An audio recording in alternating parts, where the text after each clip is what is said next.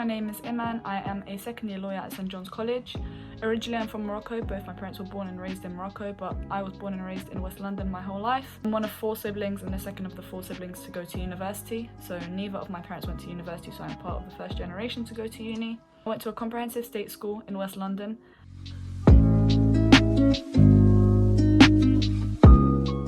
They were very supportive. My mum and dad were very proud. My dad was like extra proud because he was just like, oh, it's Oxbridge and so on. I was the one who kind of had the doubts about whether or not I wanted to go, but nonetheless they were supportive about any uni that I went to.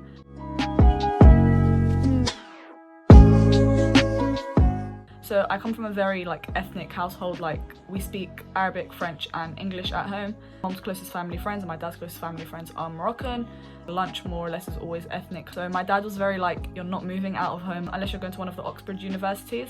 So that's the kind of level of ethnic I was at home. In terms of tradition as well, so we grew up Muslim, so a lot of our traditions come from religion. For example, we celebrate Eid and so on, but there are also a lot of Moroccan traditions we have going on from time to time. So I grew up in a very ethnic household, which kind of made my parents all the more proud that their daughter was going to Oxford, kind of thing.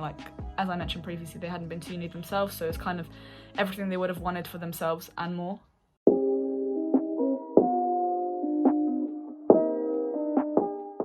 So I had a few worries and concerns. A lot of them genuinely weren't to do with my race or background. They were just things like being worried to move out because I was very family orientated. Was I going to enjoy my subjects? Should I have picked languages instead? And imposter syndrome and other things that are very much not race and ethnic background related. But I did feel like I had a few issues that did revolve around the issues of race and ethnic background. I had this stereotypical image of Oxford, like everyone does, of it being very upper class, white, posh students, which whilst it's not completely that image that I painted. There are a lot of BAME students and that population is greater than I thought it was going to be. At my interviews, I think that's where a lot of my worries stemmed from. So everyone was kind of talking a certain way. Obviously they were talking eloquently, which I also did, but I also felt like, oh my god, people are going to judge me based on the way I talk or the way I dress or the way I look or where I'm from. As you come to Oxford, you kind of conquer those as they come along.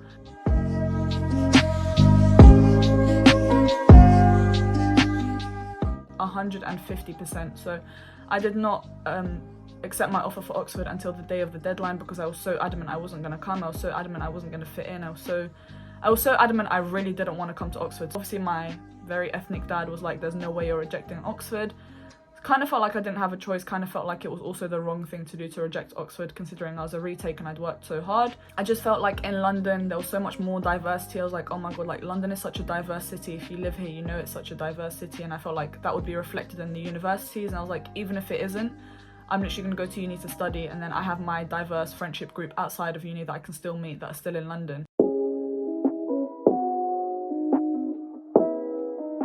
Like I mentioned previously, my perception of Oxford compared to what I actually experienced when I got here were 2 completely different things. I did have a rough few weeks starting off at Oxford, but I think it was just getting used to the workload, trying to find where exactly I fit in, the imposter syndrome as I mentioned before. But I did realise that Oxford is not the perception I had, that it was going to be a bunch of white upper class students and very little BAME students. The ratio of BAME to non-BAME students obviously is still very there is a big disparity between them, but there are a lot more BAME students than I expected them to be. And my actual experience, the first few weeks I was having a bit of a hard time fitting in and so on, and even in second term I did, but I think it was mainly because I hadn't enjoyed Oxford for what it is.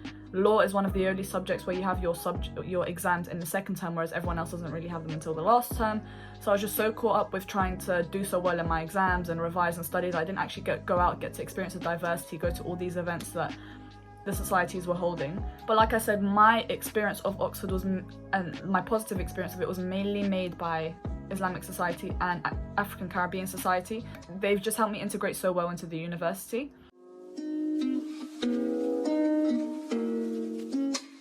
So my college's atmosphere and environment it's a bit of a hard one to say how I feel about it. So Oxford has had some terrible situations to do with race and race issues in the news, just in general. I don't think they're very great at being inclusive and being diverse and really helping BAME students and giving them the advice and the help. So obviously we have BAME officers, but a lot of the BAME events and so on are very they're organised by the BAME officers. College doesn't really do much to say, oh, like, how can we make this more BAME friendly, or how can we add something into the college that is going to include all of our students and like make it feel diverse. It is a lovely college, and the BAME people that are there make it like all the more better, but I just think they could be doing a lot more to make it BAME inclusive.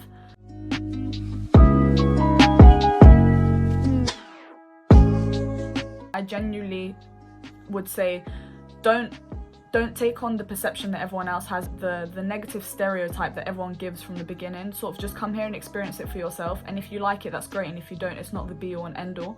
And there's genuinely so many redeeming factors to it that no one will be able to tell you until you get here and experience it for yourself. Like, yes, people can give advice, and yes, people can direct you to the right place, but it's so much different being told about something and then experiencing it for yourself. So I would say just come here, experience it, and then see if you can conquer all those worries and fears and issues that you think you have with Oxford as a place.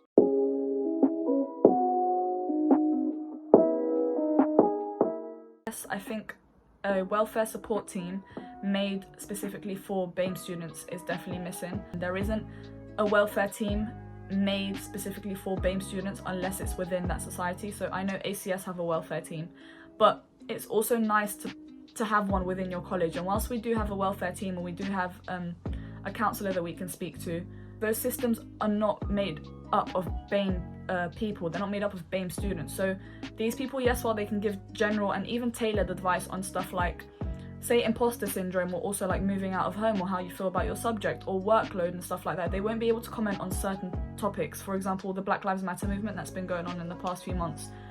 Only a black person will be able to sympathise with another black student about the issues that are going on, about the racial injustice, the racial segregation that they're facing. It wouldn't make sense, for example, in my college, the welfare team is predominantly white, and so is the counsellor, for a black student to then go and discuss this with someone white, because they won't understand the issues they're facing. They won't be able to sympathise with them on the same level.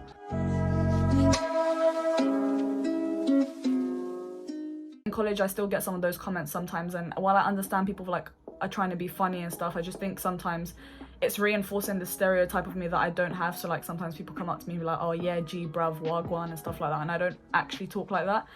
I'm from West London, but I very much don't speak in that kind of manner. Like, I don't try to put on this like roadman act that they sort of like put onto me. And in general, I've had quite a lot of like Islamophobic comments being made by a third year law student who's also made racially insensitive jokes.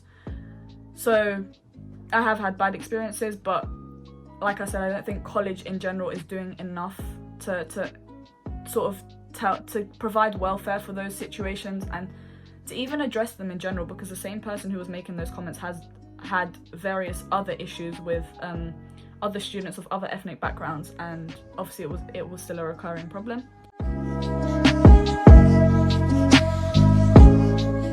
So I feel like Oxford isn't doing enough in terms of what has been going on in the last few months, so the race-based issues.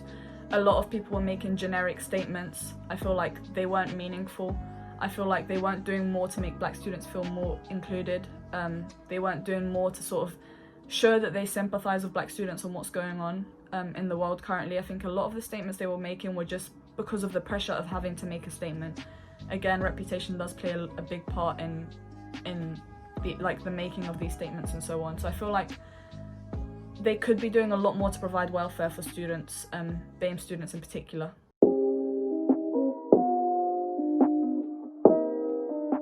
So one of the things that I'd like to see is a similar scholarship system to the one Stormzy has in place for BAME students in Cambridge. I feel like it's such an incentive not only for more BAME students to apply, but in general it just makes them feel more included.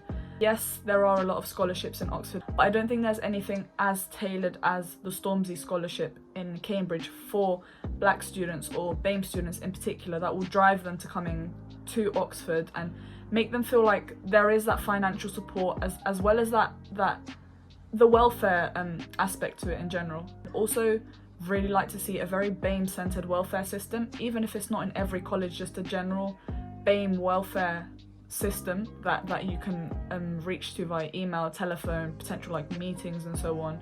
Just having something centered around the welfare of BAME students would be invaluable, because as much as like physical health plays such a massive part in your education, nothing plays as big a part as mental health. And a lot of the things that are going on in the world at the moment, in colleges, just in general, the issues that BAME students are facing can potentially be dealt with by having someone to speak to who will understand what you've been through, not necessarily because they've been through it themselves, but because they come from the same ethnic background as you, or they're from the same race as you, they're from the same religion. They can understand where you're coming from and why you might be facing those potential issues.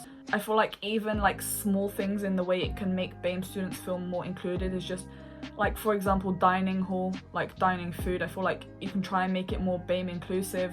Obviously, people are not going home sometimes for 8 weeks at a time. You do start to kind of miss home. You do start to kind of miss the culture and the ethnic background at home. I feel like they could be doing a lot more for Black History Month. A lot of students, for example, like me, I'm used to celebrating Eid at home, but if it hadn't been for COVID this year, I would have been celebrating Eid in Oxford.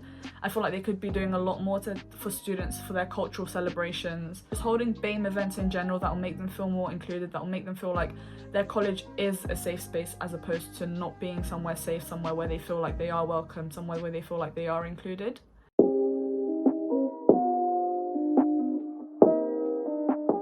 I would say it's been a very, very, very bumpy journey. It hasn't been like a very smooth journey at all. A lot of it is owing to like imposter syndrome, the workload, exams, just getting used to being, you are at one of the top universities in the world, so just getting used to being there, just getting used to the level of work that they desire from you, the extent you have to push yourself to. So while my sixth form was very hard, it was very known for being like a very strict sixth form. Nothing can prepare you for Oxford until you get to Oxford, because you don't feel that workload until you're in university, until you're actually sitting there doing it. So I would summarise it as being a very rough journey, and not only because of those stuff, but like I said, because of race and ethnic issues. I found it very hard to fit in general. I would also say a lot of my experience has been very good at Oxford, and I would mainly put it down to the ACS, ISOC, other private events that I was attending, like the BAME events in college, the college friends I do have who also sympathise with me, who understand the issues I go through, whose issues I understand, who just kind of understand how hard you feel it is to fit in when you're not the stereotypical Oxford student that everyone kind of expects you to be. So I would say it's been a rough and a bumpy journey, but nonetheless I have enjoyed it so far. I'm really looking forward to going back for my second year.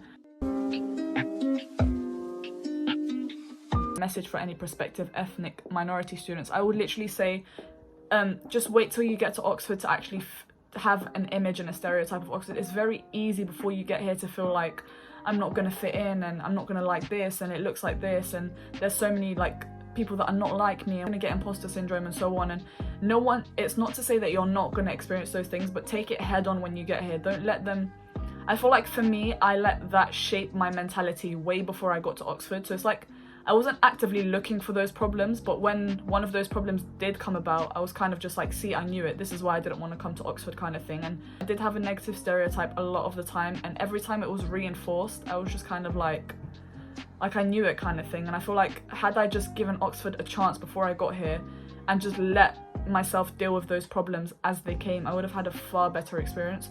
So honestly, just don't be disheartened. There are a lot of people like you. You will find them in a religious society, in African Caribbean society, and you could even find them in the most random society. You could find them in a sport. Like, you never know. Oxford is such a huge place that you're bound to find someone, or like a few people, who understand exactly what you're going through and who can sympathize with you and provide you with like the best advice and welfare and make you feel like Oxford is the place for you.